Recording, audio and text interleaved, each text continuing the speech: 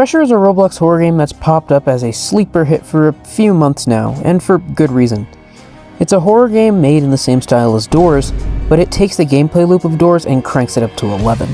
The game has far more threatening monsters with much more in-depth mechanics. The room variety and the scale and spectacle of some of the challenges and sub-areas is nothing but breathtaking. The item pool is not sparse at all, and most importantly, the game has my Pookie Bear the game has lore. Yes, lore. Tons of it. And instead of being subtle about it like Doors, Pressure is, well, still subtle about it, but there's just a lot more to talk about. So much as a matter of fact that I can't really afford to waste much time on the intro. So without further ado, remember to like, comment, and subscribe, and all those funny things, and let's dive beneath the waves and explore the depths of Pressure's lore. Part 1. Urban Shade and the Hadal Black Site. So our story begins with a group known as Urban Shade. Urban Shade is a scientific and militaristic group that are the primary antagonists of Pressure. They were founded at an unknown time in the past, and they serve as competitors to rival organizations, such as Innovation Incorporated and Pinewood, among others. As a side note, it's worth mentioning that this game takes place in a sort of Robloxified version of Earth, due to the mention of real-world locations and countries with Roblox-only groups and measurement systems, like the aforementioned rivals, as well as the use of studs as a measurement. Not super important to the overall lore, but it's an important detail nonetheless. Their company is led by the elusive Mr. Shade, and if they are anything like Innovation Incorporated and Pinewood, then they have many other facilities and projects besides what we see in-game. In the 1960s, they begin construction on a special underwater base and research facility known as the Hadal Black Site. The facility is located off the Norwegian coast in a trench.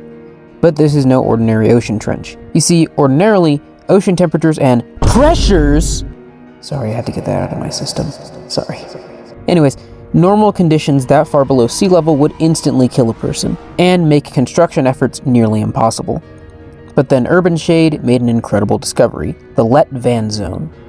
It's an area underwater in the trench where the water pressure changes from literally soul-crushing to that of your average swimming pool. Not only does it make it a prime location for a secret base, but it also ensures that nothing unwanted can enter or exit, making it one of the most secure places on the planet, or so you'd think. Part 2. The Experiments and Entities. According to the logs and documents obtained from Death, it appears that Hadal served as both a place for experiments as well as an SCP-like facility to contain whatever weird creatures they found down there in the trench.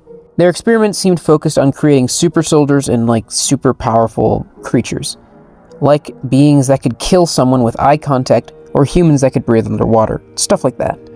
These experiments usually worked, but they had the side effect of mutating the patients beyond recognition. The entire facility has many sub-areas, such as a greenhouse that grows and supplies oxygen to the site and has creepy vine people in it. There's a server room that contains the site's AI program running the place, the Navi AI.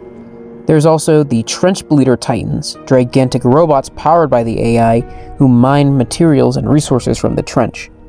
The entire facility itself appears to be kept online by a heart-shaped crystal in the center of the black site, and it's our job to steal it. Part 3. The actual lore of the game. Okay, so all of that was just setup. Now we get to the actual lore of the game. According to Sebastian's case file, we learn that he was once a human put on death row for a string of murders. Urban Shade swept him up and performed experiments on him.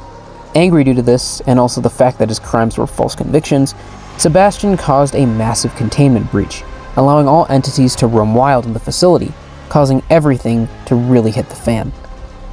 Most personnel were forced to flee, or just died trying. The facility fell into chaos and disrepair, with most of the monsters roaming its halls. Sebastian sold off all of Urban Shade's secrets to their competitors, seemingly trying to barter for his freedom. Urban Shade became really pissed off about losing the black site, especially given how vulnerable and valuable the crystal is, and that is why they send the player down there, as a prisoner serving their sentence by claiming the crystal for Urban Shade. We are expendable, and are sent down to do this duty.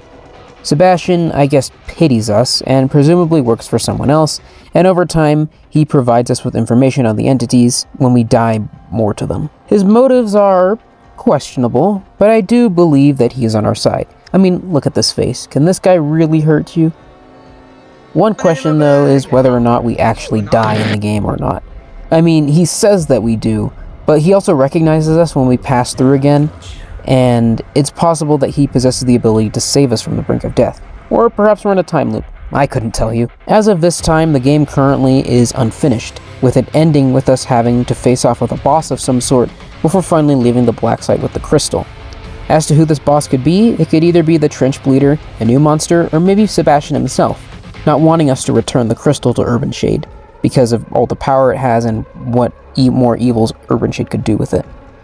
Either way, I'm pretty excited to see where the story ends off when the full game releases.